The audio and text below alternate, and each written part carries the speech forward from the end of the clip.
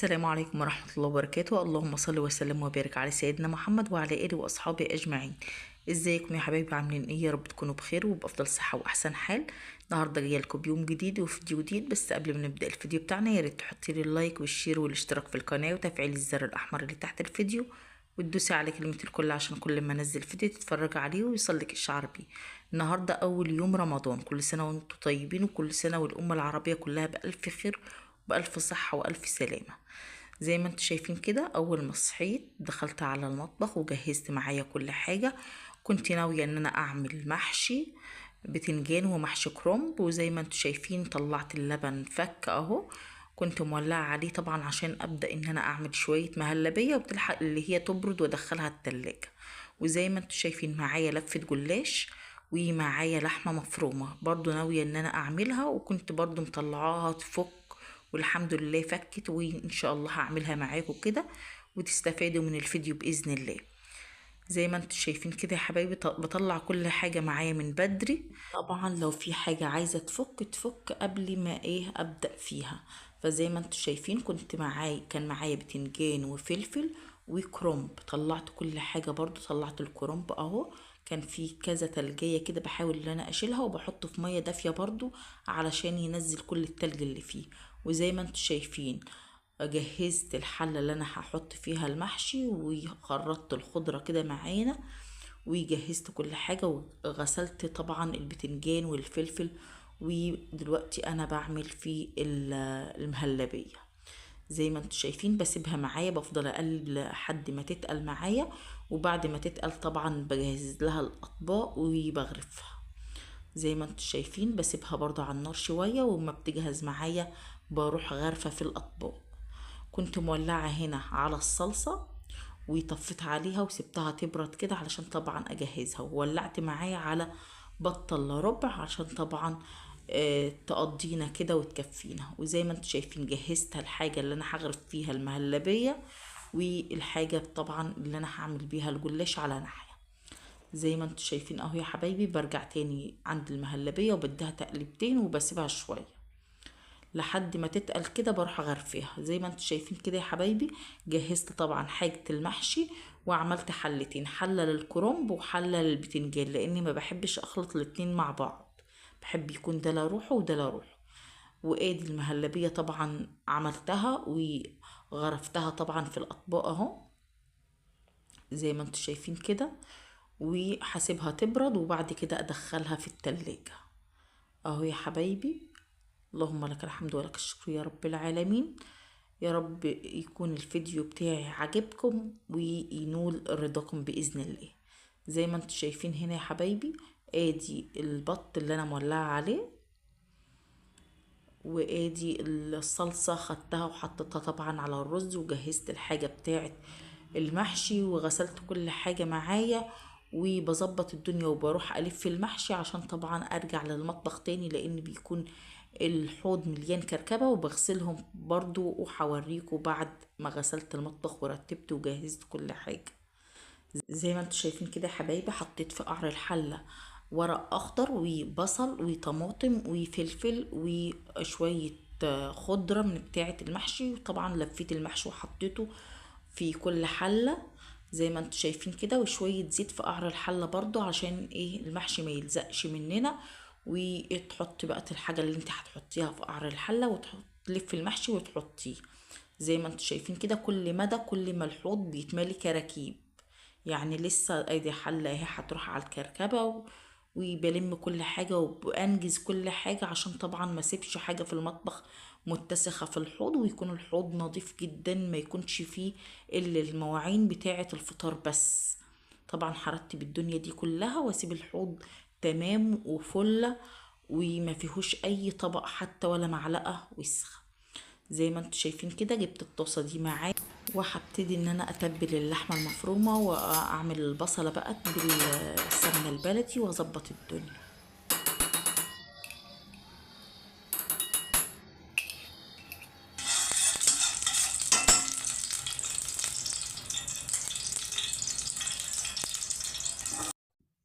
زي ما انتم شايفين كده يا حبايبي حطيت شويه من الزيت وشويه ومعلقتين سمنه بلدي، وبدأت ان انا افضي عليهم البصلة وبسيب البصلة تتبل معايا، وبعد كده بنزل بقرن فلفل حراق بقى مش حراق، اللي عندك واللي انت بتحبيه حطيه، وبسيبها تتبل معايا. وبعد كده بنزل بنص حباية من الطماطم، وبشيل القلب بتاع الطماطم، وبنزل بالظهر الطماطم بس، يعني البشرة اللي بره بتاعت الطماطم، عشان طبعا تدي اللحمة لون، وتدي البصلة لون كده يكون لونها احمر.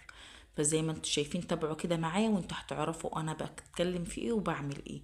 زي ما انتوا شايفين كده بجيب الطماطم وبنزل بيها علشان طبعا تدينا حمار كده للحمة وللبصلة، وبسيبها برضو تتشوح. وبعد كده بجيب اللحمة زي ما قلت لكم في البداية وبحطها وبسيبها شوية، وبعد كده بطفى عليها واسيبها تبرد شوية، وبعد كده اعمل الجلاش. زي ما انتوا شايفين كده يا حبايبي اهو، بنزلها خطوة خطوة كده معايا، وما بسيبهاش على نار عالية عشان ما تتلسعش معايا. بهدي عليها النار طبعا عشان تتشوح كده براحتها وتستوي كده براحتها. اللهم صل وسلم وبارك على سيدنا محمد وعلى آله وأصحابه أجمعين. لو عجبك الفيديو ولسه مستمرة معايا، ياريت تحطي لي اللايك وتشيري الفيديو لأصدقائك، وتدوسي على كلمة اشتراك اللي تحت اللي باللون الأحمر، وتفعلي الجرس، وتدوسي على كلمة الكل عشان كل ما انزل فيديو تتفرجي عليه ويوصلك إشعار بيه. زي ما انتوا شايفين كده يا حبايبي بقلبها معاكم تقلبتين كده، وبعد كده بسيبها على الهادي، وبعد شوية بطفي عليها وبروح أجهز بقى بقية الحاجة علشان طبعا أنجز، لأن اليوم فعلا قصير جدا جدا. كنت مفكرة ان اليوم هيكون طويل عليا، بس اليوم قصير جدا مع اني بادئة بدري وكان ورايا غسيل طبعا. فزي ما انتوا شايفين كده بأنجز يومي بسرعة علشان طبعا ساعة المغربية ديت بتعدي في ثانية. زي ما انتوا شايفين كده يا حبايبي جبت معلقتين سمنة وبدأت ان انا اسيحهم في طبق كده على النار عشان طبعا اعمل بيهم الجلاش. وجبت معايا هنا بقى حطيت الشوربة في حلة الصلصة وبخليها تغلي، وبعد كده بروح جاية بقى ايه ساقية المحشي، مش الرباه يعني الشوربة، علشان طبعا اولع عليه ويلحق يستوي قبل المغرب. فزي ما انتوا شايفين بحط الشوربة على الحلتين، الحلة بتاعة الكرنب والحلة بتاعة البتنجان. زي ما انتوا شايفين اهو يا حبايبي، وبظبط الشوربة على الحلتين. بوقف الكاميرا وبظبط الشوربة على الحلتين طبعا علشان ما يتلبكش معايا وما يتعجنش معايا. فزي ما انتوا شايفين اهو، لما بلاقي ناقص شوربة بزود، وبمسك الحلة كده بايديا الاتنين وبرجها طبعا علشان الشوربة تنزل لتحت، وبولع عليه طبعا وبغطيهم، وبروح بقى اعمل الجلاش. لو لسه مكملة معايا الفيديو ياريت تصلي على الرسول عليه أفضل الصلاة والسلام، وتحطي لي اللايك وتشير الفيديو. زي ما انتوا شايفين جبت الصينية المربعة ديت المستطيلة ديت، وحطيت فيها معلقتين كده من السمنة اللي أنا سيحتها معاكم، وببدأ بقى ان انا افك الجلاش. شايفين الجلاش فاكك ازاي كأني لسه شارياه. فزي ما انتوا شايفين بروح مفردة كده في القعر الصينية، وباخد الجزء المتقطع احطه تحت علشان طبعا وانا بقطع الجلاش من فوق ما يتقطعش معايا بزيادة. فزي ما انتوا شايفين بحط بقى واقسمه كده اجزاء في الاجزاء المتفرغة اللي تحت ديت، وبحط طبقتين وشوية سمنة من فوق. يعني بحط طبقتين من الجلاش وبعد كده شوية سمنة عليهم من فوق، وكذلك الأمر بكرره تاني لحد ما احط نص الجلاش. وبعد كده بروح حاطة اللحمة المفرومة اللي احنا عصجناها مع بعض. سامعين صوت الصواريخ؟ اسفة على الازعاج، بس في صواريخ بتنضرب في الشارع، فالحمد لله. وربنا يسترها علينا كده ويسترها على اولادنا، وحافظوا على اولادكم يا حبايبي علشان الصواريخ ديت مضرة للعين. كان في اولادي بيحتفلوا بليلة رمضان، وكان في واولاد برضو بيضربوا صواريخ. فالصاروخ ده لما بيطير ممكن يجي في العين وبيأذي العين، فربنا يسترها كده ويحفظ لنا اولادنا من اي ضرر يا رب. وربنا يجعله رمضان الخير والبركة علينا كلنا يا رب وعلى الأمة الإسلامية أجمعين. زي ما انتوا شايفين كده يا حبايبي بخلص نص الكمية هخلصها معاكم اهو. وبعد كده هحط اللحمة المفرومة، وبعد كده الجزء التاني من الجلاش. زي ما انتوا شايفين بين الطبقتين بحط السمنة. لو مش عندك سمنة ممكن زيت او ممكن سمنة على زيت، حسب اللي عندك، او زبدة او اي حاجة انت عايزاها. وطبعا بسقيه بكوباية من الشوربة او كوباية من اللبن، حسب برضو اللي موجود عندك، او الاتنين مع بعض تخلطيهم، علشان طبعا اللبن بيديه طراوة، بيكون طري معاكي. زي ما انتوا شايفين خلصت نص الكمية، وبفرط طبعا اللحمة في الصينية كده تفريدة كده متساوية. وزي ما قلتلكوا بحط الجزء التاني وبشربها، بقطعها الأول. في ناس ما بتقطعهاش الأول يا حبايبي، لازم تقطعيها كده على حسب القطعية اللي انت عايزاها، وبعد كده بتسقيها الشوربة او اللبن. فزي ما انتوا شايفين، او الاتنين مع بعض. فزي ما انتوا شايفين هخلص بقى الكمية اللي باقية معايا، واروح اشوف انا ورايا ايه بقى، واخش على المواعين، لان مدى كل ما براكم مواعين في الحوض، فلازم اخلص من المواعين قبل ما اطلع من المطبخ خالص. زي ما انتوا شايفين اهو يا حبايبي.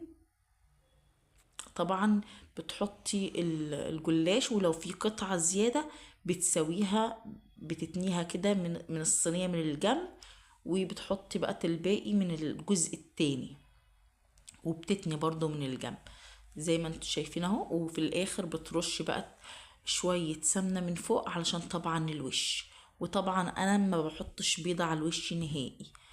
في ناس بتحب تحط البيض، بس انا من النوع اللي ما بحبش احط بيض خالص على الوش. فزي ما انتوا شايفين ادي الحوض، وادي الحلل اللي انا كنت مستعملاها، حلة المهلبية والحلة بتاعت الشوربة اللي كان فيها البط. خلصت كل حاجة ونضفت الحوض وخلصت كل حاجة معايا، وفضيت الشوربة في الحلة اللي هوريها لكم ديت. وولعت طبعا على المحشي، وبدأ يتشرب معايا، ووطيت عليه. وزي ما انتوا شايفين ادي الشوربة اهي، فضيتها في الحلة ديت الحلة اللي كان فيها الصلصة، غسلتها وحطيت فيها الشوربة، وغسلت الحلة اللي كان بتاعة البط الأولانية.